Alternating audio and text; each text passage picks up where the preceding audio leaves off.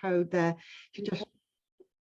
If you just want to scan it with your phone, that will take you to LT at their website, and you can have a look at the sort of things that they have on offer. Now, I'm not here to advertise this platform in any way, but rather to show how we approach the learning and how we've used this kind of platform and what we've learned from it. And I've got a little video here that shows you how we used it, but I know that Mike, for example, may have more in-depth examples of how the platform can be used to support practicals. I want to thank my colleague Andy Coney for allowing me to use his pages here. This is an abridged version of a spirometry practical. So normally we would have the students in the lab recording their own lung volumes and airflow and air resistance. So what this platform allows us to do is to introduce the sessions to the students. We can give them some prep work to do, some reading, some videos, some external resources. And using this platform, we can very, very quickly use formative assessment. So there are lots and lots of different types of formative assessment questions that you can write for the students. And so what we're able to do is to use formative assessment right from the outset to check that the students knew what this was all about and had some level of understanding before they even saw any data. We were then able to introduce the students to the methods used and videos of kit being used. Now, this was really important for the students because we couldn't get them into the lab, and they really needed to be able to visualize the method and where the data was coming from. The beauty of this platform is the ability to provide students with real data. So the data that we gave the students was data that had been generated by our previous year's students in our lab practicals. So the only thing that students hadn't done at this point was actually retrieve the data. Now, when we return to face-to-face teaching this year and we've got students back in the lab, our data retrieval software can insert live data straight into LT. So next year, every student will have their own individual data embedded into the lesson. And so what they were able to do was they were able to perform analysis on their own or remotely in groups. And it allows students to extract values, keep the data in one place. They can generate tables, they can generate graphs, so they can really manipulate the data as much as they want to, and they can check as they're going along. What we were able to do then was embed some help for them, some support to help them to start to analyze the data and interpret the data. All of this was supported by live Q&A sessions and by small group sessions and tutorials. And all the way through, backed up by lots and lots of formative assessment. Post-analysis, post-interpretation to check they'd actually understood what they'd done. So the whole pre-lab, the data itself, the data analysis, interpretation, formative assessment was all in one place. Now, students can go back and forth to the lesson whenever they want to. They can reanalyze the data, they can manipulate the data without actually fear of losing any data. They can do it as much as they want in their own time. So I think what we've done, given our inability to get them into the lab, this made us think about what we were trying to achieve from the activity and make them think more in a holistic way about what they're learning about. And hopefully that then was of more use to the students and more meaningful for the students. So the question is, did the students like it? And yes, they did like LT. We've learned a lot about using it in the last year and how we can actually get better at it, and we can make more use of this kind of delivery. So students appreciated being able to come back and forward to the data. They can make notes, which they can insert, and they can retake the formative assessment as many times as they want to. So these quotes are taken from our first year biomedical science students in the student evaluation. And this is Izzy, and Izzy is one of our first year students, and this is what she told me about LT. I find it great having Oh, sorry. I find it great having an online interactive platform that could support. Too quiet for us to hear, actually, Teresa. So yeah, it just facilitated learning before having. I find it great having an online interactive platform that could support all areas of a lab practical. So yeah, it just facilitated learning before, so learning context about the practical. During, you can write down results and notes, and then after, you can facilitate that consolidation with questions. So yeah, it was just great having a tool with just everything in one place, and as a student I just find that really, really helpful, valuable, and just really important. So I think they did appreciate what we tried to do. They appreciated that they weren't going to be able to come in and do practical work, and has appreciated the efforts that we'd made to make sure that they hadn't missed out completely on that learning. So what have we learnt going forward? Well, we know students are more used to accessing content online whenever it suits them. And that helps with their learning styles, or if they've got other commitments, and with accessibility in general. I think we learnt that whilst they're important, the practical sessions are only a component of the whole learning process. Now, they're a critical component. They're hugely enjoyable for staff and students, and we know our students can't wait to get back into the labs. But this approach allows us to utilise the time we've got with the students more effectively. It allows the lab time to be used actually talking to the students rather than trying to introduce the session or trying to contextualise what it is we're doing.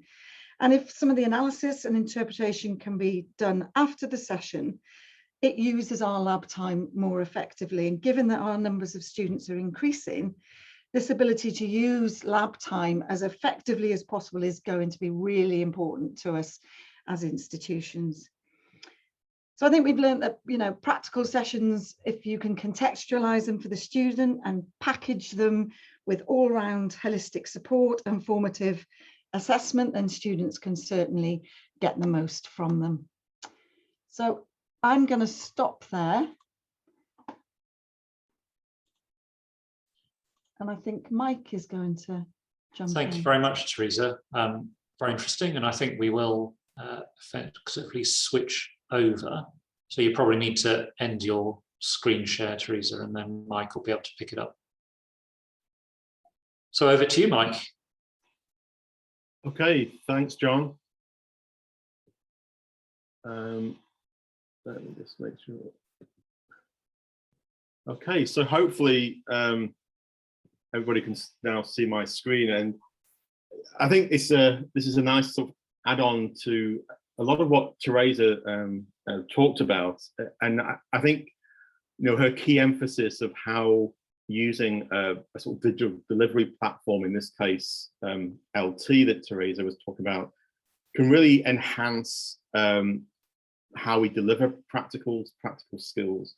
And what I wanted to do here actually is take that in a similar sort of direction, but with a different type of practical.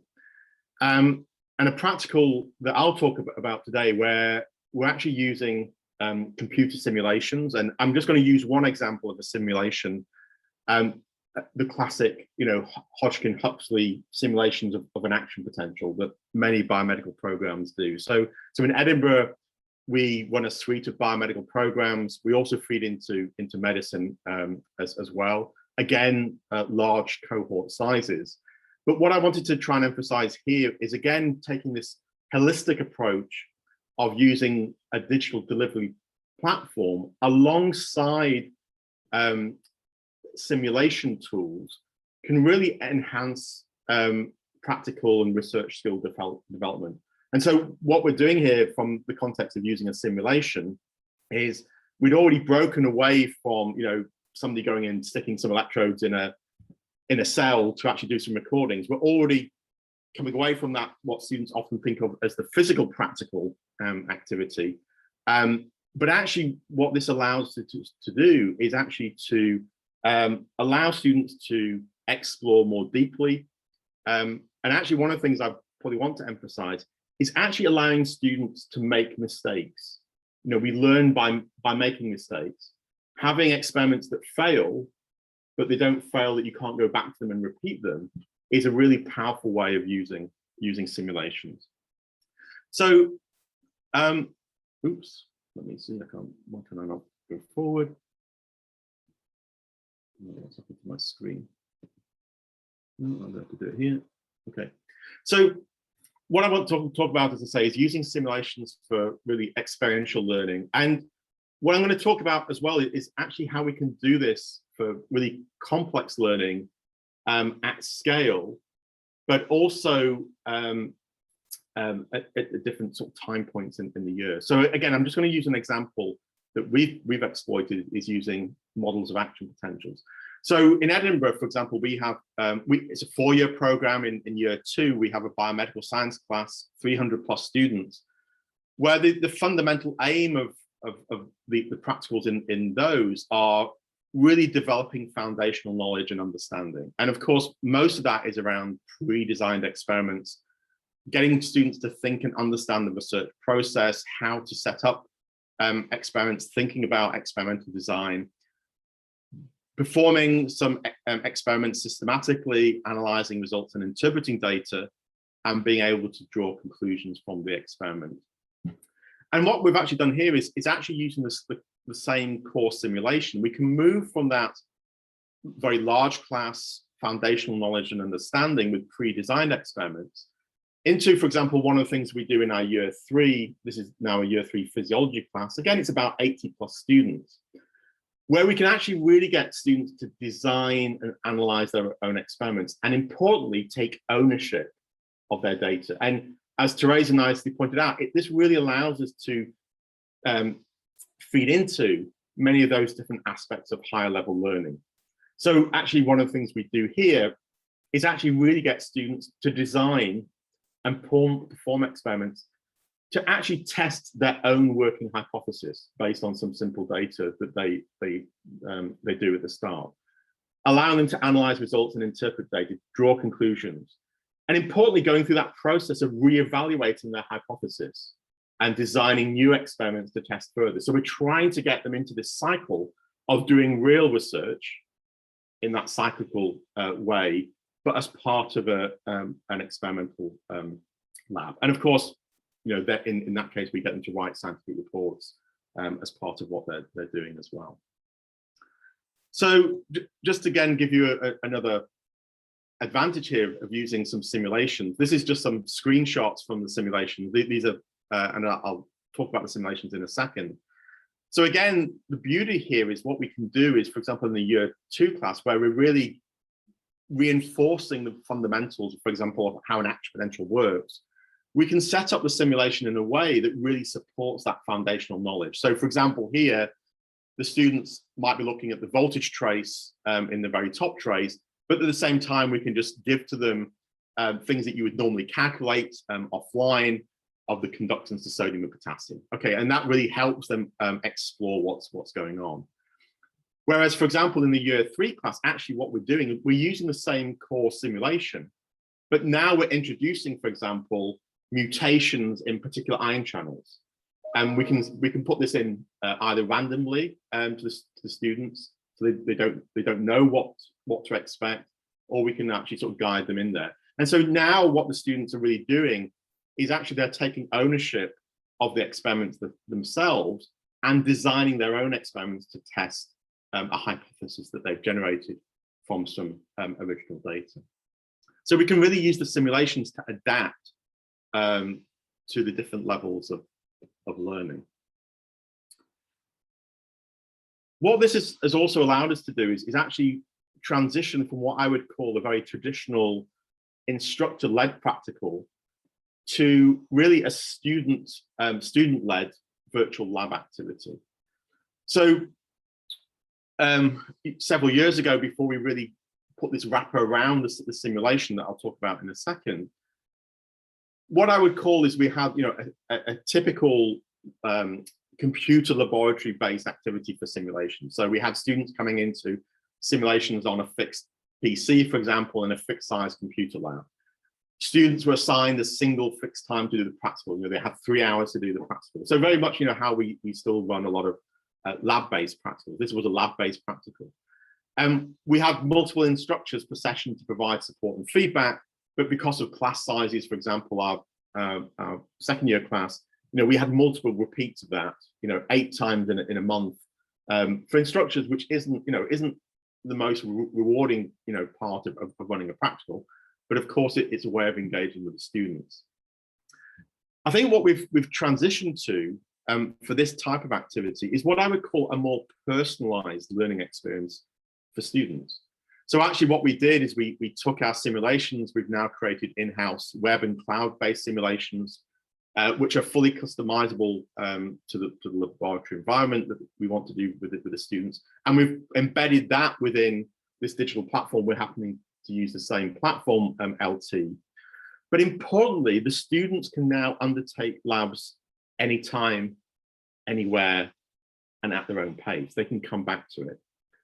Another huge advantage we've got is we can actually, by using this digital wrapper, we can provide instantaneous feedback to the students at their own pace. It's built in.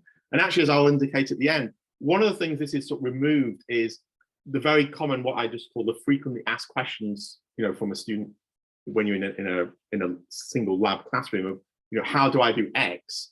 Actually, the how do I do X is already built into the combination with the simulation and the digital wrapper. And really importantly, what it really now allows is multiple opportunities for review and reflection. And actually, one of the things we do is we track, for example, when students engage with either the LT platform or with the web-based simulation. And we can see, for example, that they do their own sessions, but they come back and use it as a revision tool before assessment, before exams, and so on later on. Even exams which are nothing to do directly with the practical. It's not a practical exam, but it's actually part of their broader learning. As Teresa nicely pointed out as well, it really got us to think as well as what are we trying to do with practicals? Using combinations of simulations and this digital learning platform, we really started to deconstruct what a practical experience was and what learning we were trying to do. And again, there's a number of things I won't reiterate there, but about how, I think really importantly, how we can embed these things at different levels of learning, different sizes of cohorts, and actually make it a much more personalized experience for the students.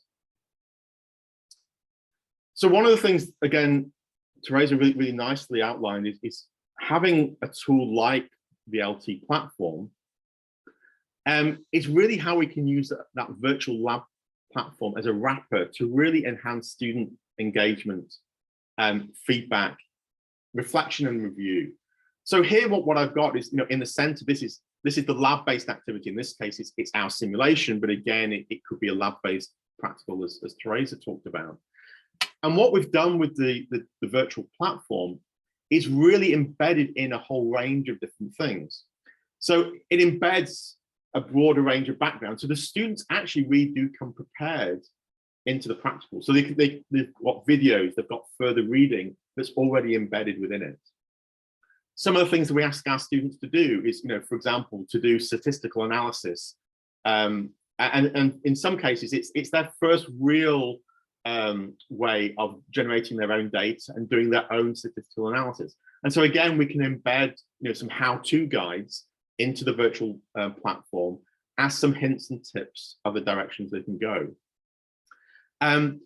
We've embedded both formative. At the moment, we largely use it as the formative assessment, as Teresa talked about.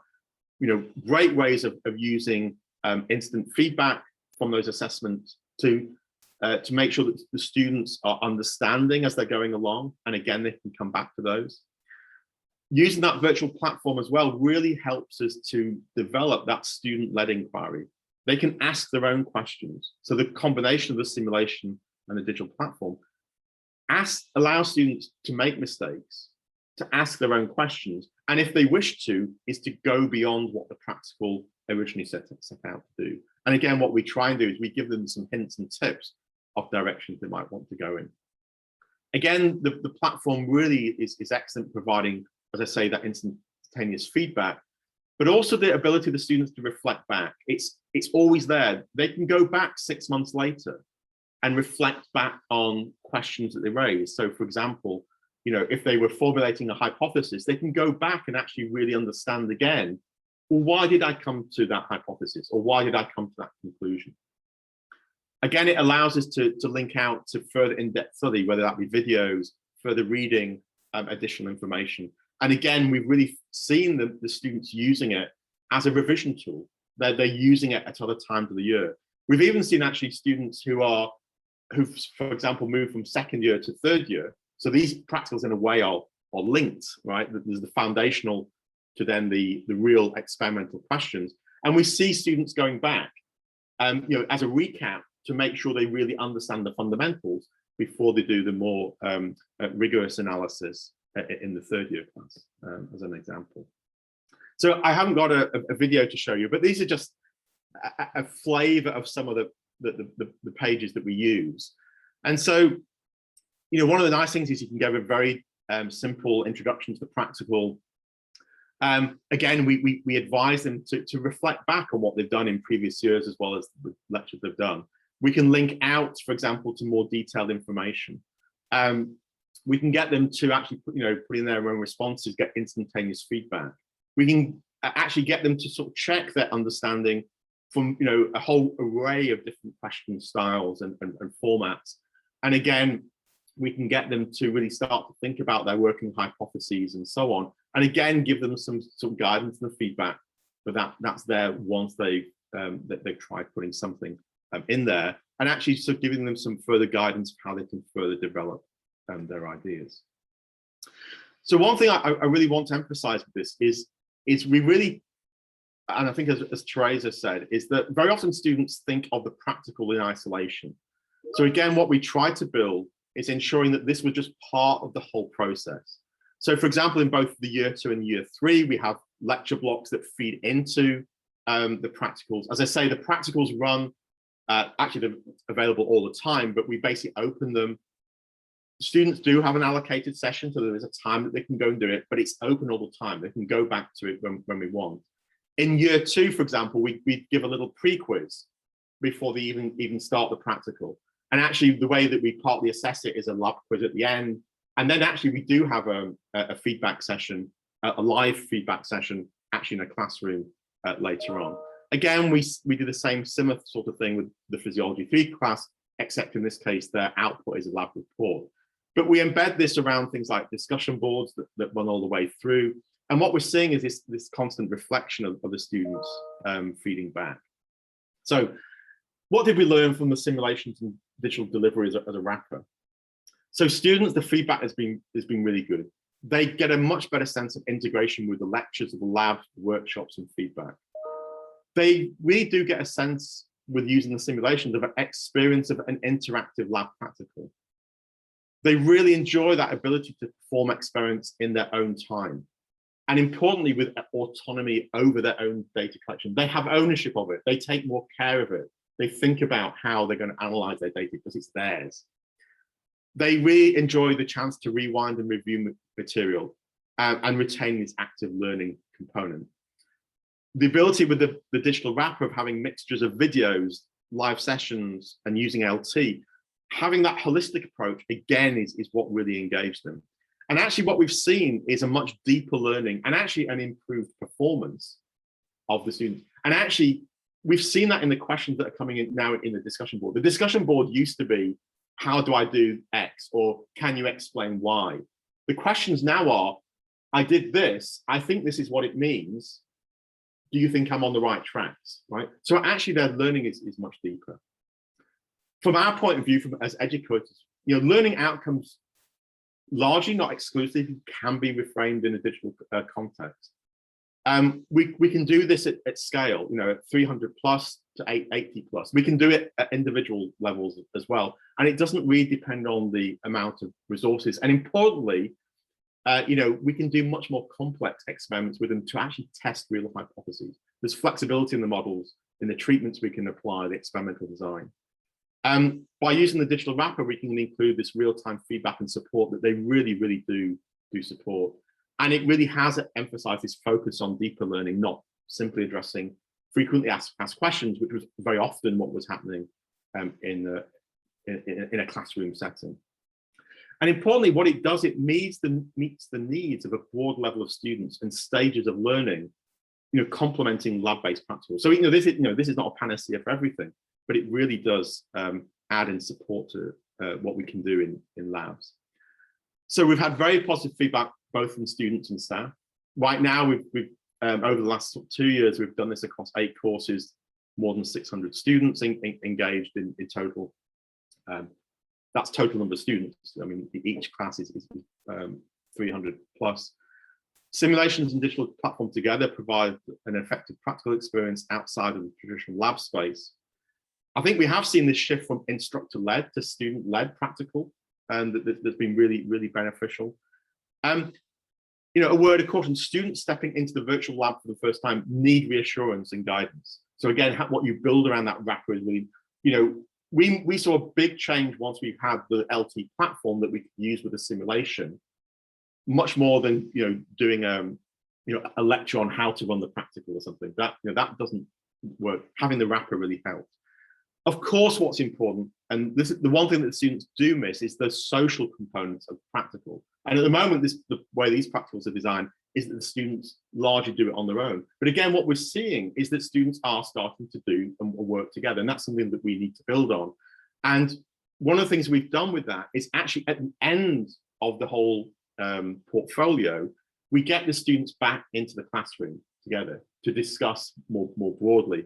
And that, again, they come with much more engaged questions and that sort of deeper sense of learning. So where are we going with it? We continue to use these mixed approaches using simulations, LT platform, along with online group discussions. We're transitioning, as Teresa talked about, with lab-based practical. We have a number of lab-based practicals that we run, but we'll have students in the lab and at home performing experiments together at the same time. Really allowing students to design and perform their own experiments as part of their own course. Development of pools of experimental data that students can come back and reflect on. And as I say, this really important thing that we've learned from is the opportunity to make and learn from mistakes. And really about being able to nurture their interest and practice. Students engaging with practical experience outside of their individual courses. That's something that we're using this for. And students really starting to use their interest and investigate their own questions. We're really starting to see that come through. So really, I think for me, I'll finish there. It's just a big thank you to all our students and staff in Biomedical Sciences at the University of Edinburgh for their support, encouragement, engagement. And then what I would say is that, as Teresa pointed out, we've had fantastic engagement from students and from staff. And this is part of our delivery going forward, whether we're using simulations, whether we're using more traditional lab-based activities as well. I'll leave it there. Thanks. Thanks very much, Mike, and thanks again, Teresa. So we're going to open it up to questions. So just raise your electronic hand as ever, and then we'll take some questions from you. And perhaps whilst you're just thinking of something, quite a few things spring to mind through all of that. I mean, one is the ability to bring in pathological states into our teaching, to do things that we can't ever do in a real life simulation because we don't have those types of problems in front of us. And I think I just wondered how far you've got, either of you, with that, and whether you see it as being something that would progress through the different years of a program. So early on, you might deal with what is effectively the textbook scenario, and then later on they'll bring others in. So either of you want to pick up on that? I mean, I'm happy to maybe talk about that first. I mean, so that's something that we actually deliberately do. For example, just using that simulation as an example, like, that first year is, so the second year course is that foundational understanding of, what are the ion channels that underpin an action potential? For example, how does an action potential work? What's it used for, right? Then in third year, actually, that's exactly what we do. We actually, so one of the things that that we talk about in the lectures is about how ion channel mutations lead to the disease. And actually, we take that right through into that practical. So we then start to introduce mutations into the simulation, right? It's the same simulation, but now we introduce a mutation into, for example, a sodium channel or potassium channel. And the students then actually, the way that we build a practical is the students then are interrogating the mutation. We don't tell them what the mutation is. We don't say what channel it's in. What they first of all look at, for example, is how, in this case, a neuron fires a certain number of action potential, you know, how its action potential frequency and pattern of firing changes. And we say it's mutation. They then go and investigate, try and work out which ion channel that mutation might be in. You know, is it a loss of a potassium channel or partial loss of a potassium or a gain of function of a potassium channel? And that's what we try and do. So I think the potential there is huge. And, you know, those action potential experiments that they're doing, you know, they could do 1/20th of what they do in that practical in a fixed practical if they were going to do something with some, you know, some electrodes in a cell, right? So I think the opportunity to bring in the disease states, and we're bringing that in other things, you know, for example, some of the physiology states that we've got, some of the physiology practicals, you know, like lung function. I mean, it's a great opportunity to bring that sort of thing in. I'm sure Teresa's got some great examples. I mean, I agree with you. It gives you the opportunity to really build from year to year to year. So our first year practicals are very basic. Our physiology first year practicals are very basic and very sort of driven by basic concepts. And then in the second year, we will bring in disease states. So we will bring in what happens in obstructive disease or heart failure or anything like that. But I could see that you could, you know, it would be a great way to bring in patient data. It would be a great way to do case studies with real patients. So you've really got the ability to push the students depending on what level they're actually at the time. Thanks. Paul. Yeah, thank you both. That was really interesting. And I was curious to ask, you both sort of exemplified its use in science classes. So what I was wondering about was, had you implemented in medical student classes in the same kind of large cohort context where it's fairly challenging to deliver, and how had they responded, or did you have to modify if you've done that? I was just curious to see, was it a different type of experience? Well, we've not done it with our medical students because it's been a licensing issue. So we've licensed our biomedical science students to use it at the moment, sort of as a pilot, really, just to see how good it is. I could absolutely see it being used. I can't really think of any kind of science program where it couldn't be used. I don't know about you, Mike. I can. Yeah. So again, you know, we've largely, you know, been piloting it in our biomedical sciences cohort. But actually, one example actually where we've started to roll this out, which has that mixture of both for the biomedical students and the medical students, actually is, for example, with anatomy. So actually, it also comes back to that disease state thing as well. So actually, you know, we've now got some of our anatomy components, which, you know, are including, you know, things like CT scans from patients, which are embedded within this alongside the classical anatomy, right? So actually, the beauty about these sorts of digital platforms is their flexibility. You know, there is this huge flexibility of what you can do, and that's the thing that I found incredibly valuable. Is, you know, there are things, yes, that are off the shelf that you can just plug and play, but you can make anything that you want to. And that's essentially what we've done, taken a mixture. We've taken some off the shelf stuff, added to it. Other things we've done completely sort of de novo. And that is the beauty, I think, of these approaches. So I'm with Teresa, there is absolutely no reason why this can't roll out to a whole host of medical student aspect. And that's something we're talking again with our medical educators with. At the moment, it's how they can use that to supplement what they're already doing. It's very easy to implement in that way. And the more you use it, the more you see use for it. Yeah. Definitely. I'm talking about anatomy. We have actually used it for anatomy as well, and you can link into other software like or other websites like Complete Anatomy, where they can actually look at 3D 3D resources, but then that's all in one place.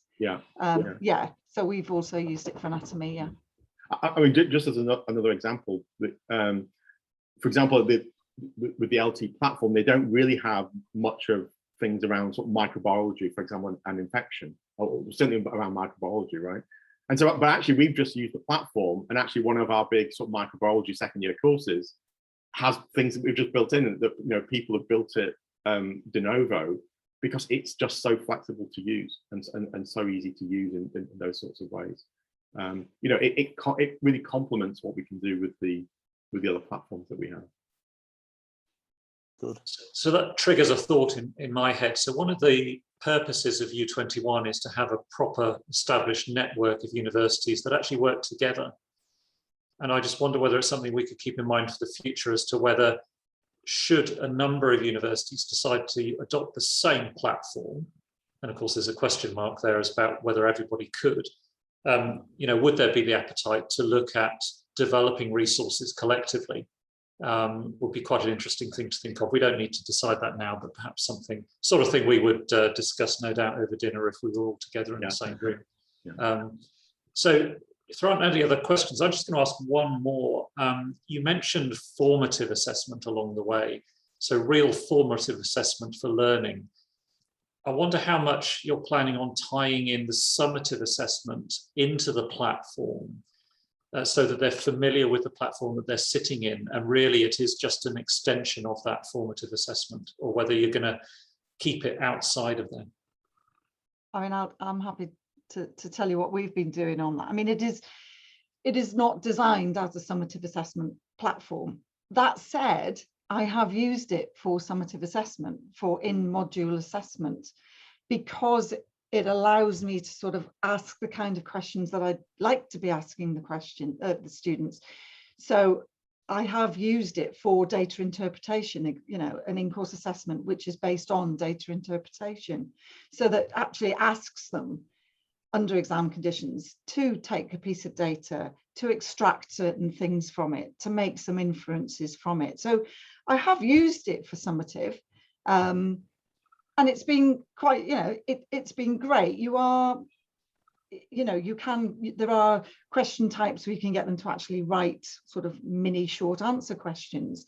A lot of it, the beauty of it is that it can be marked without, or graded without me even, you know, having to input anything, because all of the answers, you know, if they're MCQ or if they're, you know, if they're sort of drag and drop sort of questions, all of that, it makes marking really simple. The difficulty, of course, is, you know, being able to, for things like being able to give feedback that the external examiners would be able to see, and things like that. So I think there would need to be some thought. I mean, certainly I know the developers would be happy to discuss that, you know, because it's still quite new. They would be looking for feedback on that. So I have used it for summative assessment. I don't know about you, Mike, whether you have. Yeah, we've done the same. So for example, certainly in the second year, you know, what we have is some of the quizzes. I mean, the way the quizzes are designed, we could just very simply flip those to a summative assessment. It's very easy to do. And again, you know, one of the nice things about it as well is you can design questions in different ways. I've been thinking actually with that third year class, which actually, you know, is asking them things like, you know, what's your hypothesis based on the data you've created, right? What's the next step? And actually you can build that in a way that actually, you know, it doesn't allow, you know, one of the classics that there's always a problem with simulations is that the students just go, you ask them to articulate a working hypothesis. What do? They go and do all the experiments first and then retrofit their working hypothesis, right? That's the classic. Actually, with this, we can actually prevent them from doing that, because until they've actually put in a working hypothesis, we can actually prevent them going on to the next stage, right? But we can build some of that as well into summative assessment. So we're using it at a lower level for some summative assessment, more summative assessment quiz type things. I think Teresa's hit the major issue at the moment is really how that integrates with our other platforms for assessment. Now that is something that will develop with time, but using it in a summative way, yeah, we're doing it already, not in a major way, and only in some of the courses. Right. Right, thank you both. We're going to move on now to what I understand are two pre-recorded presentations. So I'm hoping that they're all ready to go. There we go. So we'll switch to the first one. So we'll have both these presentations. And then we'll come back and have questions following both of them.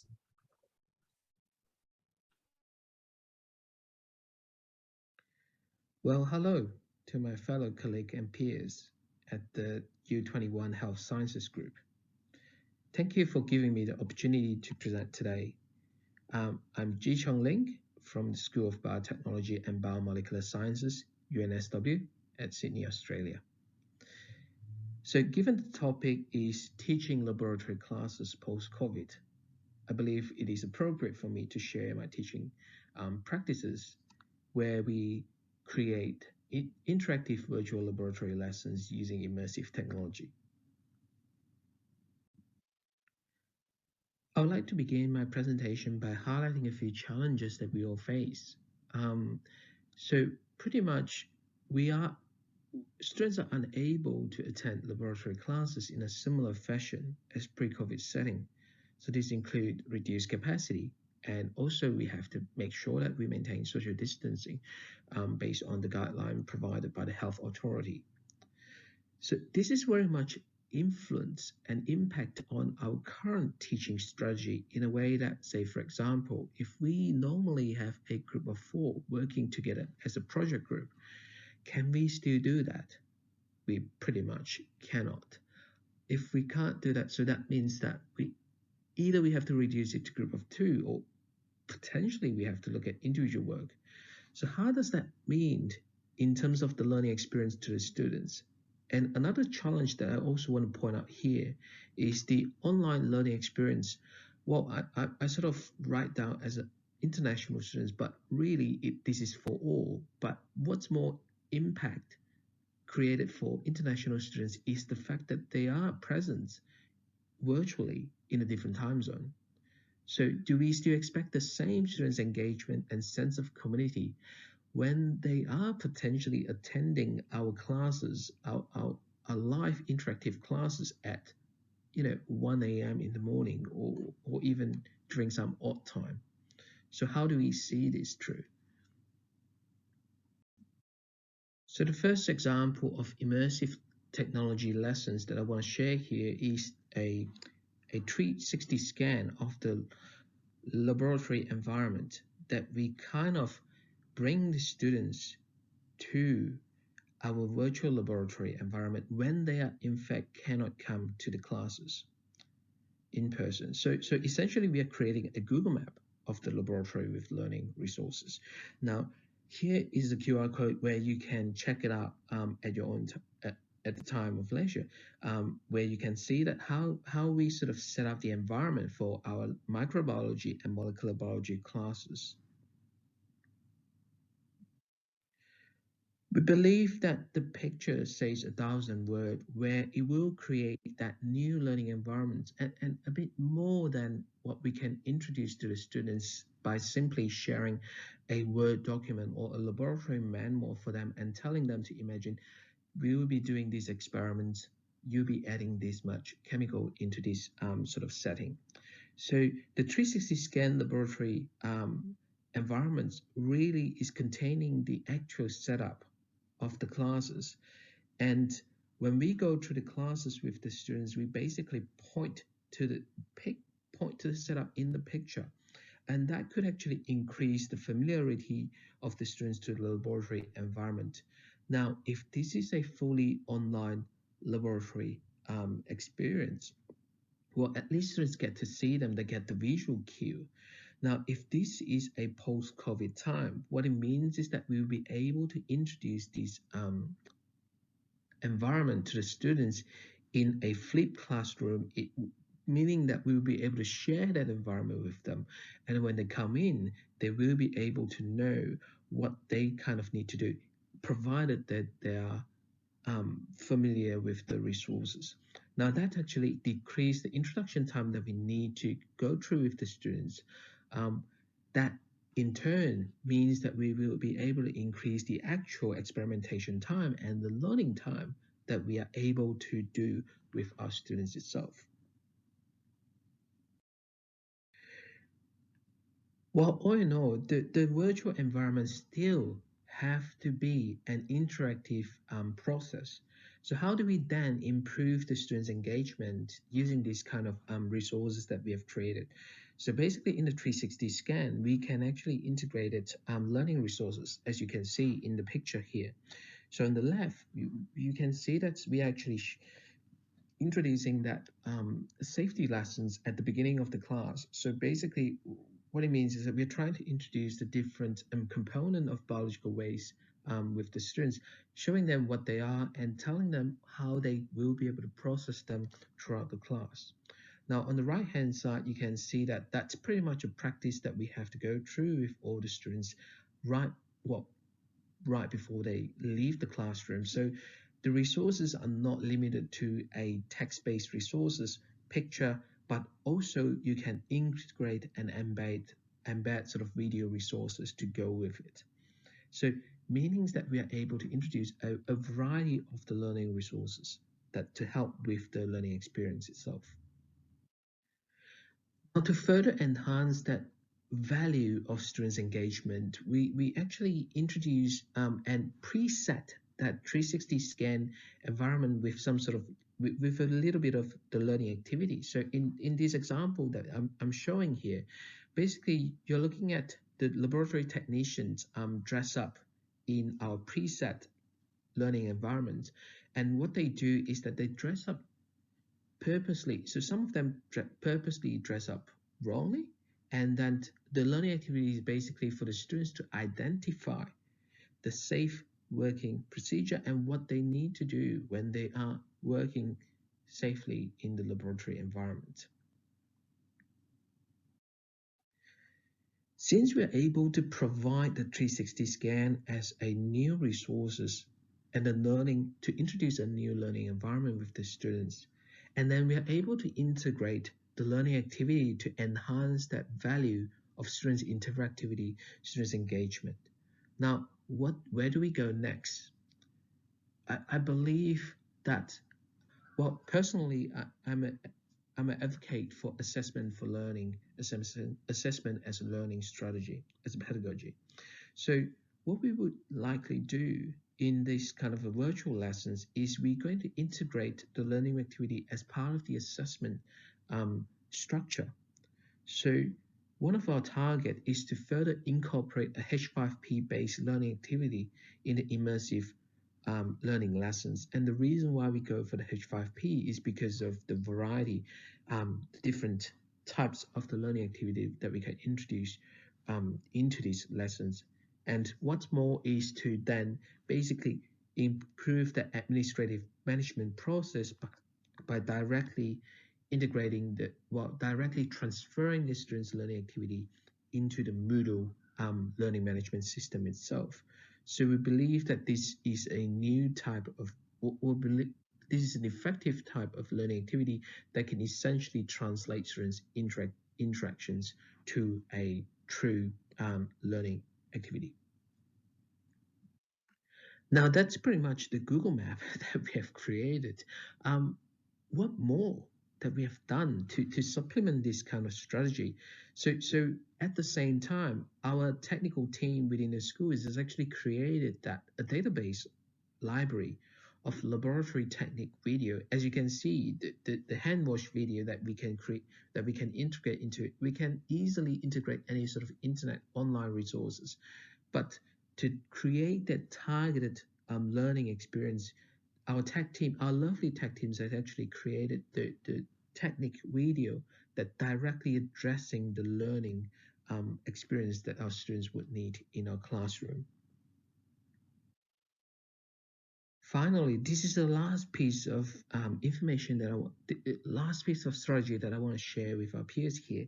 A hybrid teaching strategy is something that we are trialing at the moment. So as you can see, it is as fancy as using two-prong camera with a 20 buttons panel on the table, where we will be able to manage that live streaming of that real life lessons with our students in real time, but also at the same time broadcasting it to our students in online space.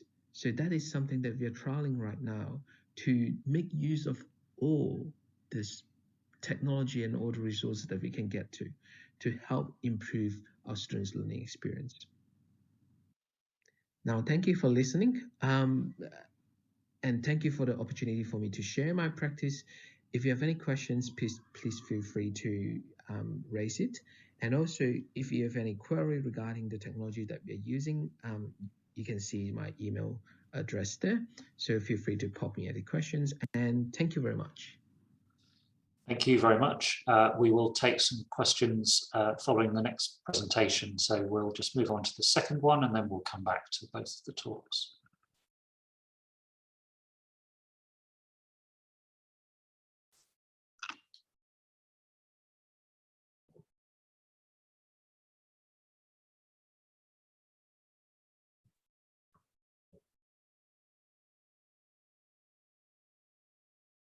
Just give them a minute to find the next presentation.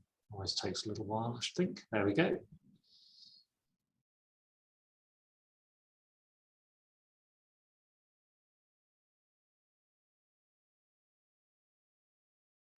Hi everybody, I'm Tom.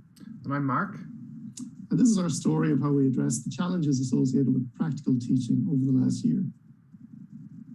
We're starting to see the emergence of formal studies of the impact of COVID-19 on the higher education sector, and in particular, the social impacts. This is just one particular example which was published recently. And this was a global study, as indicated by this map, which comes from that paper, that shows the countries involved. Unfortunately, Ireland wasn't one of those countries. So we were interested in this question in a local context. After the initial wave of the pandemic and the initial closure of the university and move to online learning, we carried out a university-wide survey. This covered the entire student body of the whole university, but it also, a significant number of these students belonged to our own college. So this included our own medicine students. So the results of this survey should be pretty representative of our own students. One of the things that emerged from this was that one of the strongest impacts that this seems to have had was on the contact with peers. And over 80% of our students reported a decrease in peer contact. Now this isn't surprising. Everybody moved home and they weren't in such direct contact with their other classmates. But the real question is, how important was this? So the other part of the survey looked at how the challenges brought on by the pandemic impacted students' learning. And some of these were the kind of obvious things that we might expect. So lack of confidence to engage in online learning, lack of technical skills to engage in online learning. Online learning was new for most of our students, so this was a challenge. But it wasn't nearly as big a challenge as the other aspects. And in particular, loneliness and missing friends was rated as a much bigger challenge to our students than just the move to online learning itself. Particularly interesting was the question which looked at interaction. And students found the lack of interaction with their lecturers a challenge, but not nearly as big a challenge as the lack of interaction with their classmates. And this tells us that that peer communication, that peer support that students had gotten used to, was central to their education and central to their learning. This is really typified by a single question which came out at the end. And this is quoted in the results of the study. And students were asked, what was it that they felt that the university could do better? What could they do more? And then the quote stated, one of the students suggested that they should somehow promote the feeling of community. They stated that they were left feeling like they were no longer part of something. So on a personal level, Mark and I also got to experience the online learning environment from a student perspective, as we were also enrolled as students in a diploma course for entrepreneurial educators last August. And what we experienced while doing that was exactly the same learning environment as our own students have been experiencing. We were taking classes through Zoom. But importantly, what we also experienced was the same difficulties. We worked on our own in isolation, and we felt the challenges of being separated from your peers and your colleagues. So we needed to nurture this sense of community in our classes. And the first challenge we faced was in our neurosciences course in September. One of the characteristics of our neuroanatomy practical classes is supplementing traditional practical anatomy teaching with additional resources and models, some of which we've developed ourselves, like the rubber band autonomic nervous system on the top here, or in collaboration with students, like the Visual Pathways Lesion Explorer that you can see on the bottom.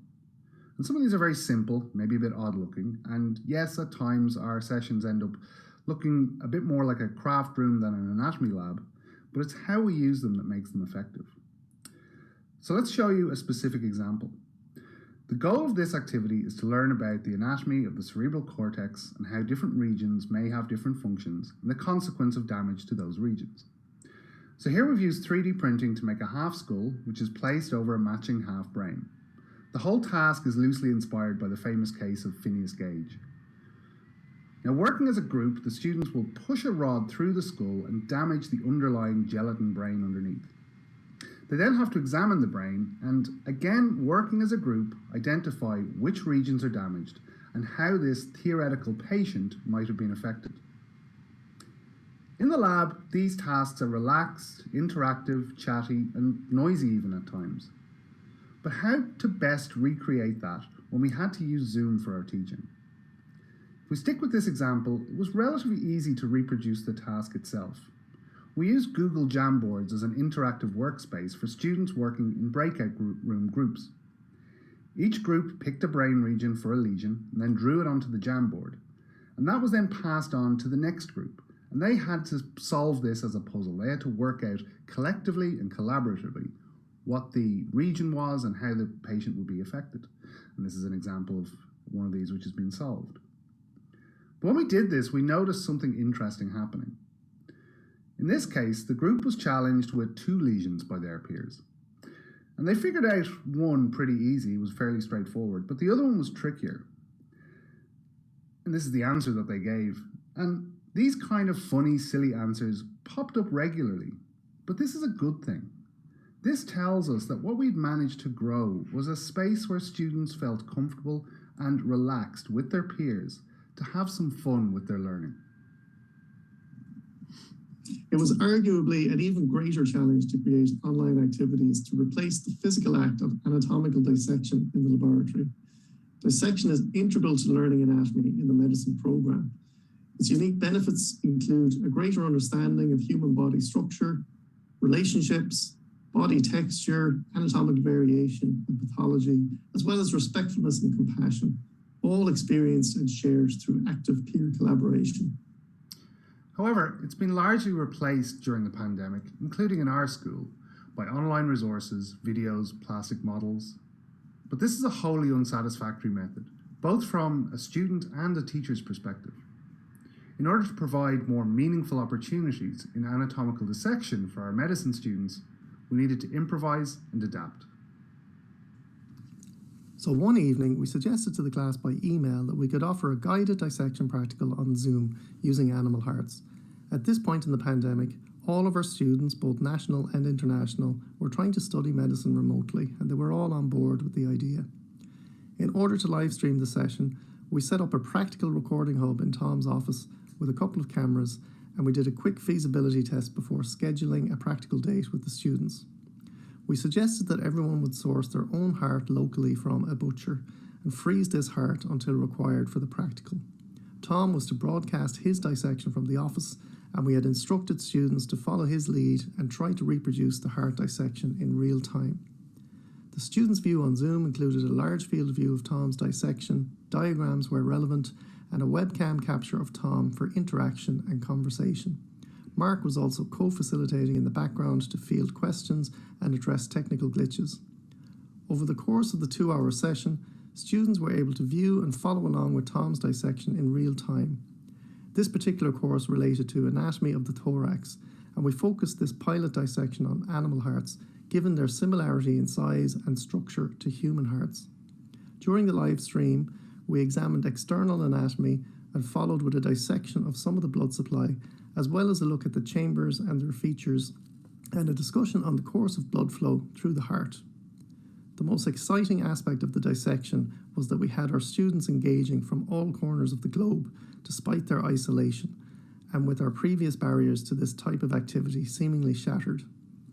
In addition to getting this guided hands-on instruction from their own kitchens, students were able to ask live questions using the audio or chat box, which encouraged a significant degree of interaction between instructor and students, as well as amongst the students themselves. We also saw additional barriers of physical group activity broken down, where some students in pods were able to take part in the dissection together, much like they would have in the dissection room. This group in the video to the right set up a dissection table in the middle of a room and used a projector to view the instructor dissection on the wall.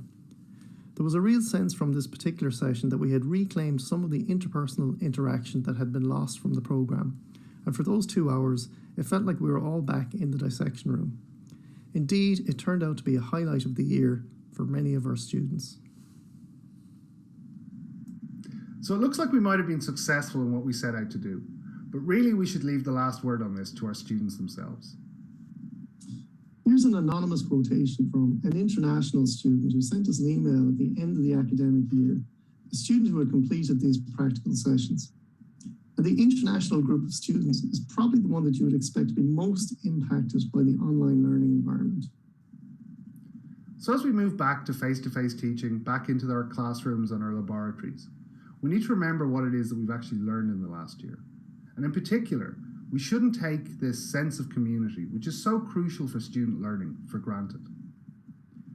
We should continue to build a learning environment which is conducive to students supporting students.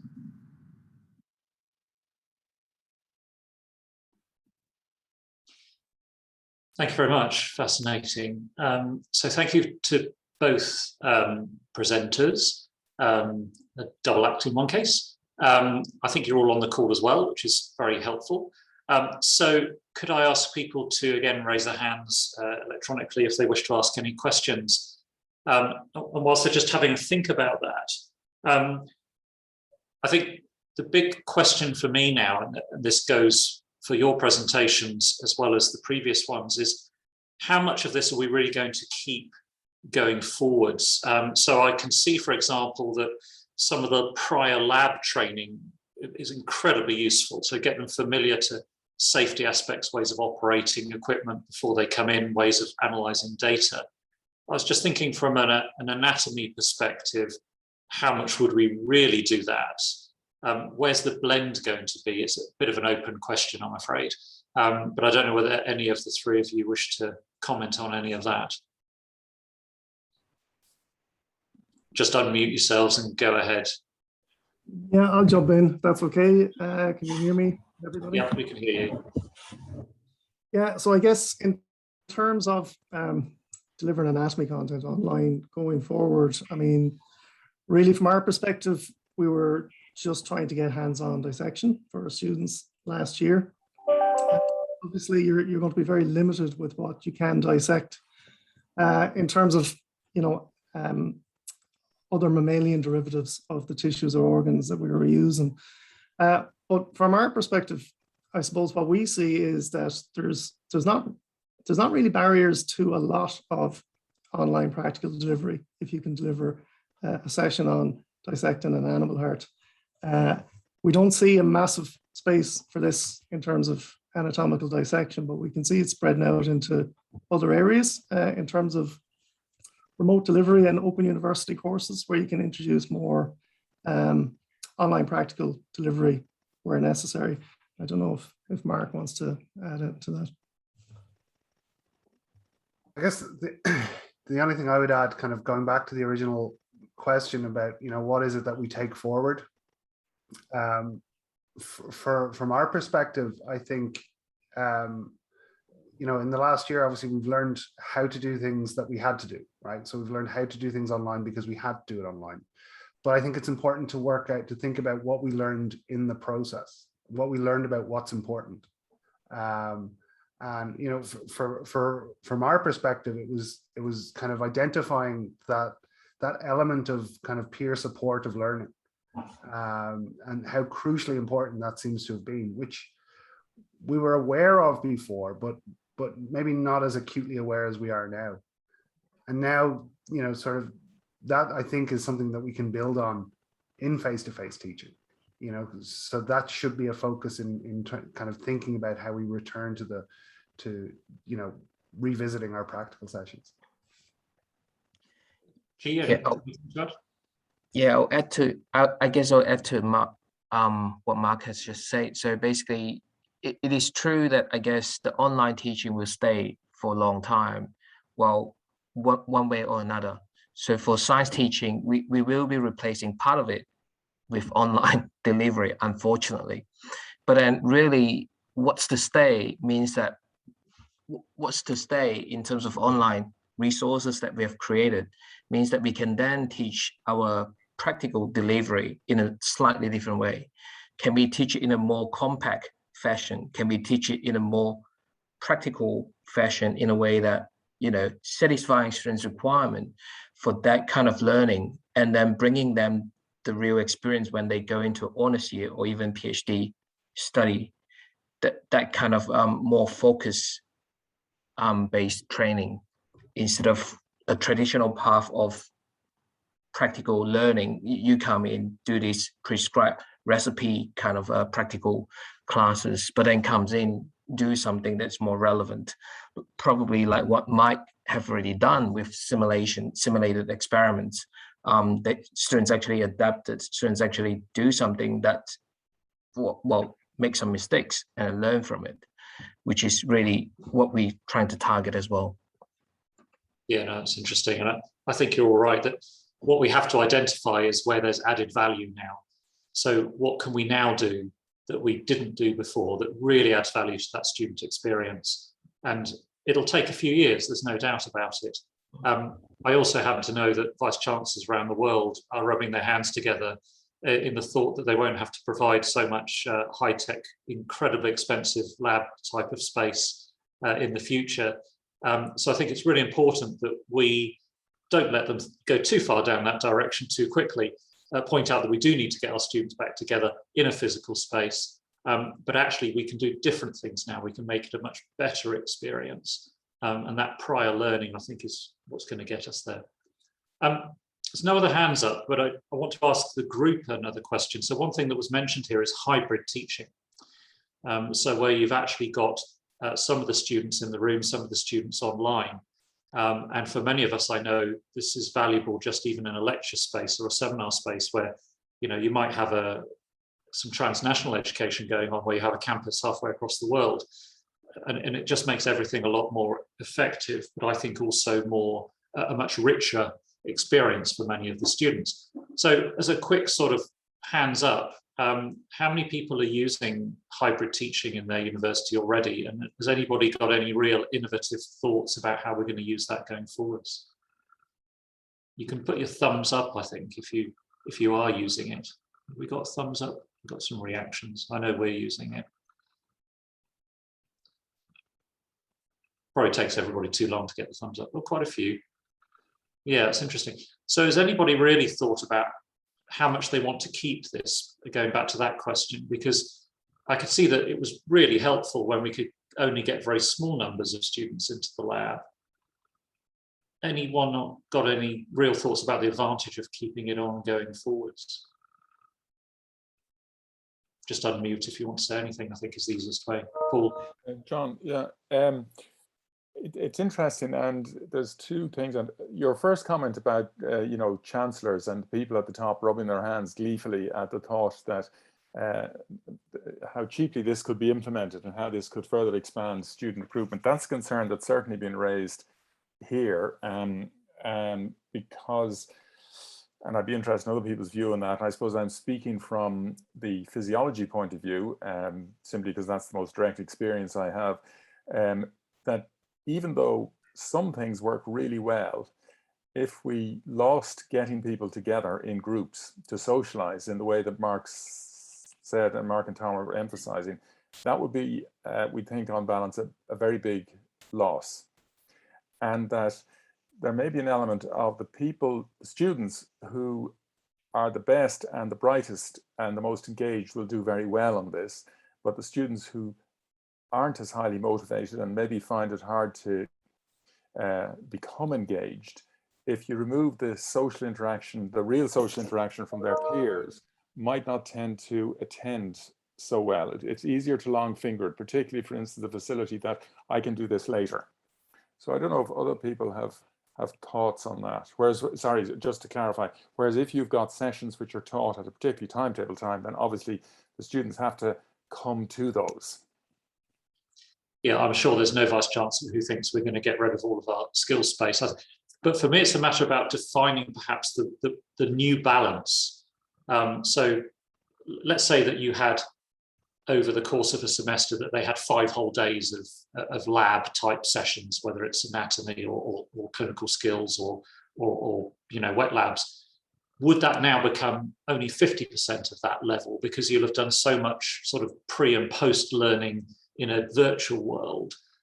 Or actually, do we want to still have them in for 5 days, but really have a much, much richer student experience because we've been able to do more learning before and afterwards, directly related? In other words, going back perhaps to what Teresa and Mike were talking about, where you're integrating it into their content learning, if you like. So the application of that knowledge base, and it's just a much more integrated learning pathway. So that's the sort of thing I'd be interested as to. Perhaps none of us have really had time to think about this properly yet, but I'll be interested for any thoughts. Mike.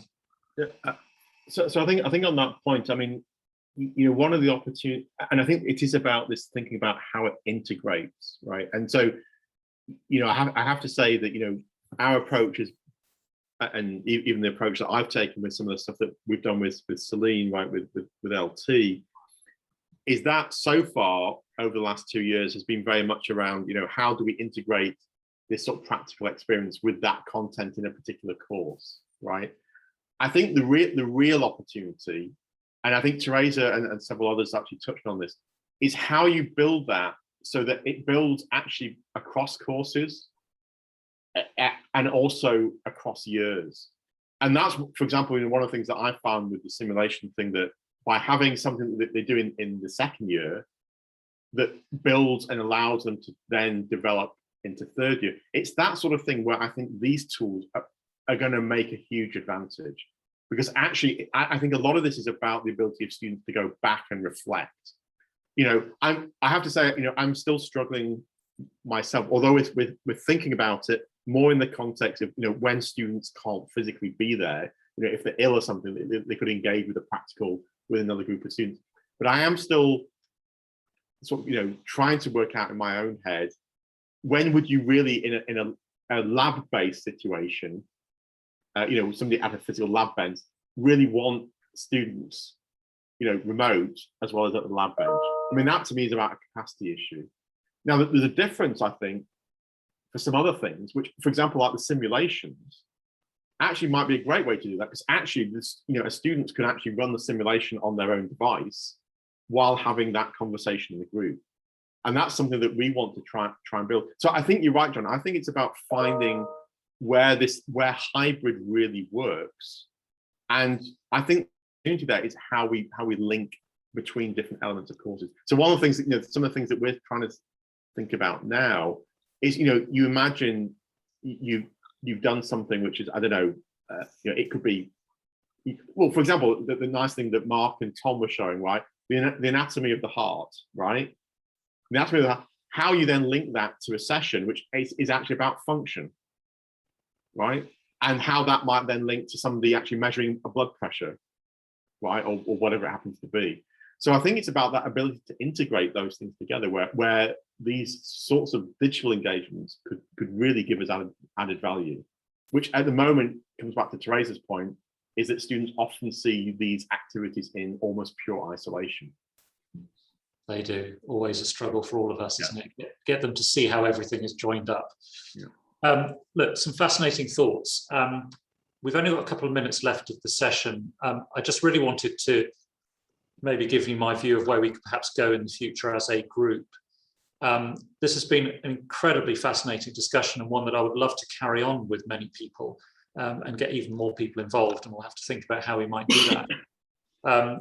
I think it would be really interesting actually in 12 months' time at the annual meeting to come back to this topic and find out what have people actually done now that they've got varying numbers of students back onto campus. I realise this is going to vary enormously across the globe as to how much that happens.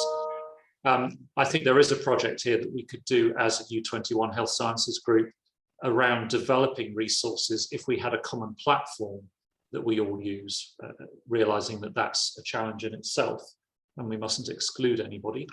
Remind people that there are some funding streams associated with the U21. You can go onto the website and have a look at those. And actually, although we had far more applications for the funding this year, because we've just agreed them, there's plenty of scope for people to get small amounts of money, you know, £5,000, £10,000 for their, I think it's up to 10,000 for their projects. So do have a think about that. I've also got a personal interest in what we might do in the future with global health education. And for me, obviously, we're interested in teaching our own students, and our vice chancellors, going back to them, of course, require us to get that income into the university. But there is a bigger picture here about how we can educate around the globe. And there's no doubt that this virtual world has completely opened up the things that we can deliver. And I wonder whether as a group, we could think about some of the core biomedical science laboratory experiences that perhaps we collectively could provide virtually to anywhere around the world. I'm thinking low and middle income countries here. Same can be done for anatomy, same can be done for any area now, actually. And that again, could we come together to develop what would effectively be a free course where all they need to do is to have a computer at their end, and we would give them access to the right platform, and they would get a virtual learning experience for laboratory, for sort of skills laboratory sessions that they would never be able to afford to do at scale, as a way of them stepping up their education so that they get that experience, but also then those that can go on, you know, into jobs where they use these skills, it would be far more familiar to them when they get to that level. So just a couple of thoughts there for what we might do in the future. We are a strand, a discipline group. For those who have yet to be involved, please do have a look for the communications that come out about this discipline group, and do let us know your views. We do have even a team site. We haven't used it much yet, I must admit, but it is there should we wish to do so. If anyone's particularly enthusiastic, then we would love you to pick up the mantle on that one and get going, and even start, because of course you can share everything on Teams that you're allowed to. So it would be great to see some of the stuff going into there, and we can carry on some of the discussions. So thank you all for attending today. It was a really good start, and I'm really hoping that in 12 months' time, we might be able to meet face to face. I think one of the challenges for us as a developing group is how many people can we realistically get together should the meeting be face to face next year. I suspect we may be able to offer a hybrid model for that conference next year. But the more people who are in the room, the better. And we certainly need to have enough people that attend physically to make those discussions worthwhile. So I look forward to that. And in the meantime, I hope you get to enjoy some of the rest of the meeting. Thanks to the organisers, the presenters for the questions. Yeah, also for those who got up at very early hours of the morning to help with this, or those who have stayed up very late to watch. And take care of yourselves as ever. See you soon. Bye. Thanks. Thanks, John. Bye. Thanks.